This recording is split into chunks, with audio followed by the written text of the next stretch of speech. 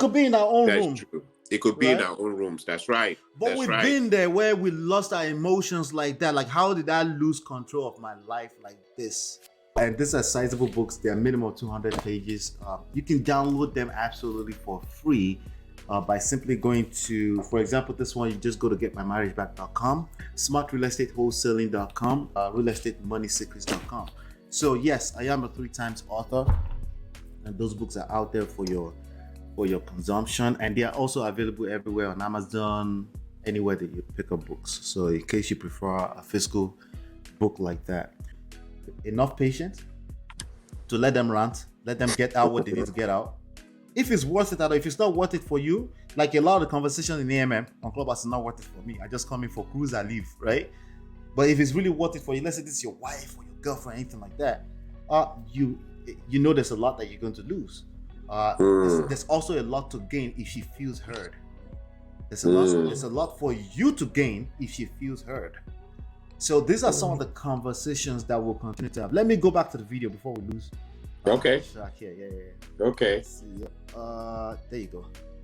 So while I think that women should not be slaves to their men, I do not agree with that. And maybe Indians, I don't know about Indians, I don't know their culture. I don't care about their culture. I care about my own culture.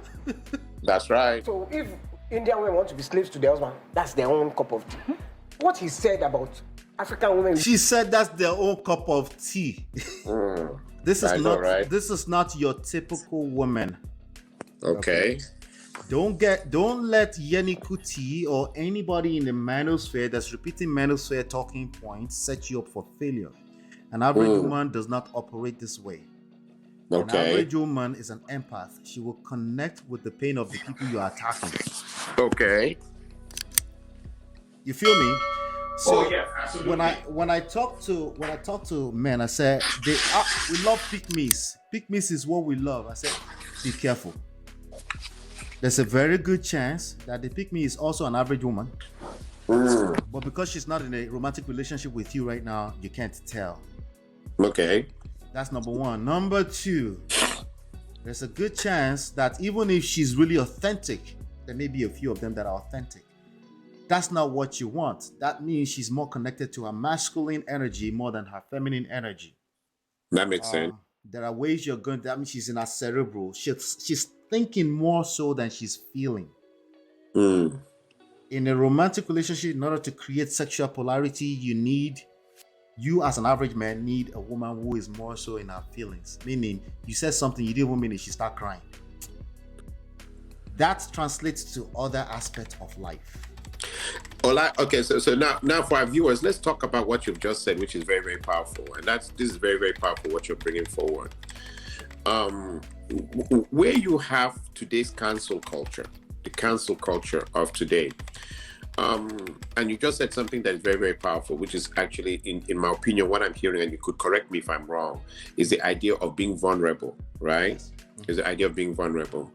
But in today's cancel culture, the idea of being vulnerable to the subject that is to be canceled becomes a sign of failure or a sign of weakness.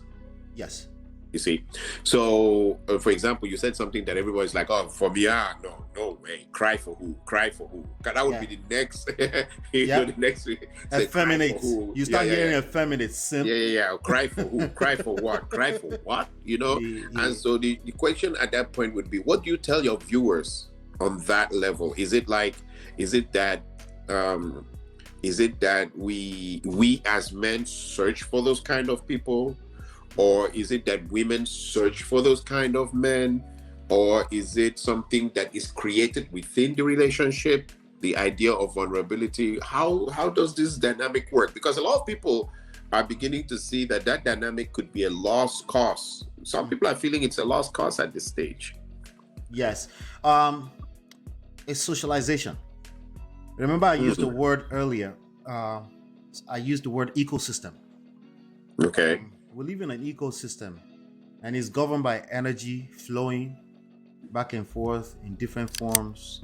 We know from science that energy is neither created nor destroyed. Okay. It just flows from one form to the other. Okay. So it's all fair. Another way they say it is that in love and war, all is fair. That's right. So when you start to look at life that way, it becomes extremely hard, and at the same time, because it's a double-edged sword, dangerous. It becomes extremely hard for you to play a victim. Because anytime something happens to you, even if cry comes, you recognize it as energy. It's emotions that I feel. I need to express it. I let it flow, right? Letting it flow because it's natural, it's coming from a place of emotion, is a thing. You should, but it's a double-edged sword. Are we talking with respect to a relationship with a young lady? You do that enough times because energy is flowing to her too. She's receiving certain type of energy from you, depending on where she's coming from. You know that she's also coming from the same socialization rules. She will start to look at you as weak. She's not deliberately doing it. It's socialization. She starts to receive you as a weak man, meaning anytime there's something that's catastrophic happen, you go towards crying faster than her. And her being socialized to be more of exuding feminine energy, she doesn't feel safe. She's like the fertile soil. She expects that you sow the seed and she multiplies and reciprocates. But if she's having to create seed, it's not natural to her. She's not supposed to be creating seed. She's receiving you crying. Chaos. You're representing chaos for her.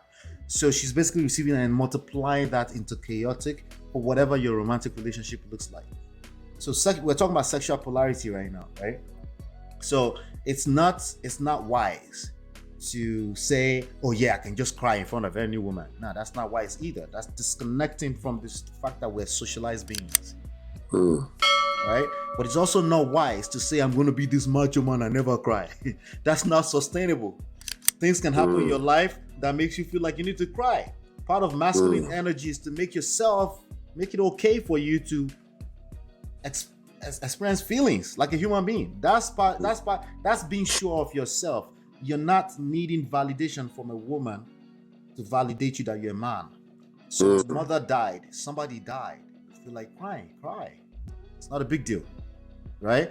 A woman is also smart. We know they're smart. You said that in your video. There's Indian women all over the place in the IT world, extremely smart individuals. That doesn't mean they want to be masculine in their romantic relationship. They know how to separate the two, or they naturally separate the two because the man shows up, right? So it's a lot there. It's a dynamic. It's not an exact science. It's a dynamic that has to play out. But if everything else were being equal because of the way we're being socialized, no, you're not allowed to cry in front of women on a consistent basis. That tells me that actually you're weak. That tells me that you're looking for a woman to solve your problems, your emotional problems. That's not going to work too.